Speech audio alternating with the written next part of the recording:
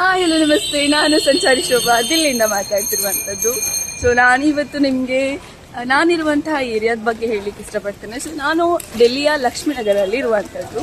So ಈ ಲಕ್ಷ್ಮೀನಗರಲ್ಲಿ ಹೆಂಗಂತ ಹೇಳಿದರೆ ಆಲ್ಮೋಸ್ಟ್ ಇಲ್ಲಿ ಸ್ಟೂಡೆಂಟ್ಸೇ ಜಾಸ್ತಿ ಸ್ಟೇ ಆಗ್ತಾರೆ. ಯಾಕಂತ ಹೇಳಿದರೆ ಇಲ್ಲಿ CA ಕೋಚಿಂಗ್ಗೆ ಜಾಸ್ತಿ ಜನ ಇಲ್ಲಿ ಬಂದಿರ್ತಾರೆ. ಸೊ CA ಮತ್ತು ಕೋಚಿಂಗಿಗೆ ಆಲ್ಮೋಸ್ಟ್ ಎಲ್ಲ ಬಂದಿರ್ತಾರೆ, ಹಾಗಾಗಿ ಇಲ್ಲಿ ಇರ್ತಾರೆ. ಸೊ ಈ ಲಕ್ಷ್ಮೀನಗರ ಅನ್ನುವಂಥದ್ದು ತುಂಬ ದೊಡ್ಡ ಏನು ಪ್ಲೇಸ್ ಅಲ್ಲ, ಅಂದರೆ ಲೈಕ್ ತುಂಬ ದೊಡ್ಡ ಪ್ಲೇಸ್.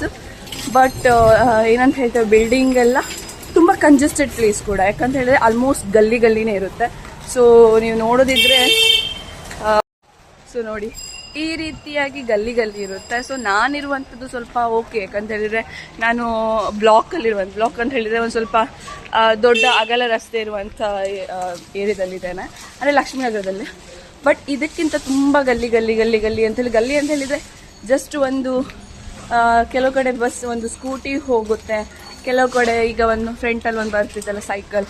ಸೊ ಈ ರೀತಿಯಾಗಿ ಹೋಗುವಂಥದ್ದು. ಯಾರು ಕೂಡ ಈಗ ನೀವು ಕ್ಯಾಬ್ ಬುಕ್ ಮಾಡಿದ್ರು ಕೂಡ ಒಳಗಡೆ ಬರಲಿಕ್ಕೆ ಯಾರು ರೆಡಿ ಇರೋದಿಲ್ಲ, ಅಷ್ಟು ಕಂಜೆಸ್ಟೆಡ್ ಪ್ಲೇಸ್ ಲಕ್ಷ್ಮೀನಗರ್. ಕ್ಯಾಬ್ ಅವರು ಅಂತ ಹೇಳಿದ್ರು ಆಟೋದವರು ಓಕೆ ಎಕ್ಸೆಪ್ಟ್ ಮಾಡ್ತಾರೆ, ಬಟ್ ಕಾರ್ ಅವರು ಎಕ್ಸೆಪ್ಟ್ ಮಾಡೋದಿಲ್ಲ. ಸೊ ಇದು ಲಕ್ಷ್ಮೀನಗರ ಬಗ್ಗೆ. ಇಲ್ಲಿ CA ಸ್ಟೂಡೆಂಟ್ಸು, ಅಂದರೆ CA ಕೋಚಿಂಗ್ ಸ್ಟೂಡೆಂಟ್ಸು ಮತ್ತು ಬೇರೆ ಡಿಫ್ರೆಂಟ್ ಕೋಚಿಂಗಿಗೆ ಬರುವಂಥ ಸ್ಟೂಡೆಂಟ್ಸ್ ಎಲ್ಲ ಇಲ್ಲಿ ಇರ್ತಾರೆ.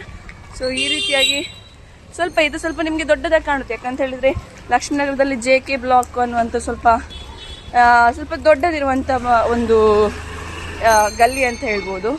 ಬಟ್ ಬೇರೆ ಎಲ್ಲ ಗಲ್ಲಿಗಳು ನೋಡಿದ್ರೆ ಗಲ್ಲಿ ನಂಬರ್ 1, 2, 3 ಹಾಗೆ ಹೋಗ್ತಾ ಇರುತ್ತೆ. ಸೊ ಆ ರೀತಿಯಾದಂಥ ಗಲ್ಲಿ ಇದೆ. ಸೊ ಇದು ಲಕ್ಷ್ಮೀನಗರ ಬಗ್ಗೆ.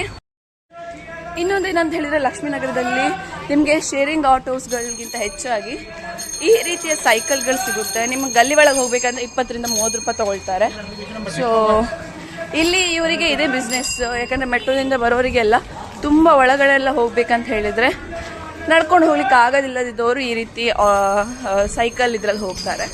ಸೊ ಇಲ್ಲಿ ನಿಮಗೆ ಇಲ್ಲಿ ಅಂತಲ್ಲ, ಕೆಲವೊಂದು ಏರಿಯಾಗಳಲ್ಲಿ, ಅಂದರೆ ಲಕ್ಷ್ಮೀನಗರ ಅಂತಲ್ಲ, ಬೇರೆ ಒಂದು ಏರಿಯಾಗಳಲ್ಲಿ ಕೂಡ ಇಂಥದ್ದೇ ಸೈಕಲ್ಗಳು ತುಂಬ ಸಿಗುತ್ತೆ. ಯಾಕಂದರೆ ಇದೇ ಮೇನ್ ಬಿಸ್ನೆಸ್. ಆ್ಯಂಡ್ ಟ್ರಾನ್ಸ್ಪೋರ್ಟಿಗೆ ಇಲ್ಲೇನು ಪ್ರಾಬ್ಲಮ್ ಇಲ್ಲ.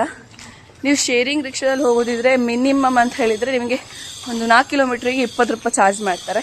ಸೊ ಡೆಲ್ಲಿಯಲ್ಲಿ ಮೇನ್ ತುಂಬ ಯೂಸ್ಫುಲ್ ಥಿಂಗ್ ಅಂತ ಹೇಳಿದರೆ ಟ್ರಾನ್ಸ್ಪೋರ್ಟು. ಈವನ್ ರ್ಯಾಪಿಡೋ ಕೂಡ ಕಂಪೇರ್ ಟು ಬ್ಯಾಂಗ್ಳೂರು ಡೆಲ್ಲಿಯಲ್ಲಿ ತುಂಬ ಚೀಪು.